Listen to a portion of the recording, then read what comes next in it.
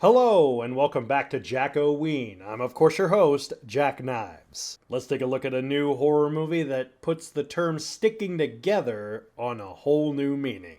With Together. Tim and Millie, a longtime couple, have a strain on their relationship after Tim's parents die. They decide to go on a hike to a cabin in the woods. There, they stumble into a cavern where Tim drinks from a pool of mysterious liquid. The following day, they find part of each of their legs have become fused together as if into one. They immediately find a way to separate from each other, but as time goes on, they're more and more drawn beyond their control to one another, getting closer and closer, making it more difficult and painful to separate from one another. Before I get into this movie, yes, I'm aware that the movie has some controversy to it. Apparently, the filmmakers and both Alison Brie and Dave Franco were actually sued for copyright infringement on this other romantic comedy movie called Better Half, because the concept of fusing together was from that movie, and apparently this was originally supposed to be a remake, allegedly. I know it's still possibly in courts and stuff, but having watched both movies, I will say pretty much has nothing to do with either of them. If you want to make the whole, well, they fused together, I'm like, oh yes, because no horror movie has ever had people splicing together the thing from beyond. Now that we got that out of the way, onto the actual movie. It was directed by Michael Shanks, who is a first-time director. And for his first outing, this is a great movie. I mean, surprisingly, this was really, really well shot. Having these camera angles, right pan-up shots, the pan-across shots, the lighting, everything just worked really, really, really well in this movie. Alison Brie and Dave Franco are a real-life married couple, so they have this obvious chemistry about them, but they had to really dial it back in that they had to act like they didn't want to be together, and then when they wanted to be together, they had to act like they really wanted to be together. But they did it in a way that felt genuine and felt just real. The practical effects were phenomenal. I'm not gonna lie, I really, really dug a lot of the stuff. Granted, the CG was a little jarring at times, but generally it actually had a really, really good use. It starts off with this gross visual of two dogs fusing together. That part really, really got to me. I was like, ooh. And it kind of gives you a preview of coming attractions later in the movie. But there's stuff in this movie I really dug because it was world building.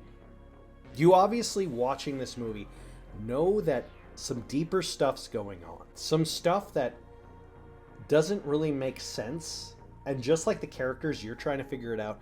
And you're never really given it a straight up definitive answer. But you think, obviously, this isn't a first time thing.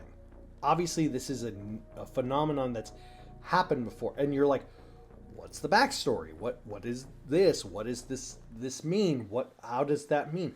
I don't want to say too much without giving it away, but it's clear that some stuff was meant to be world building. And I'm really curious if they're actually going to make a prequel, make a sequel, or something involving this world. Because I would like to see it. I would like to see how it plays out.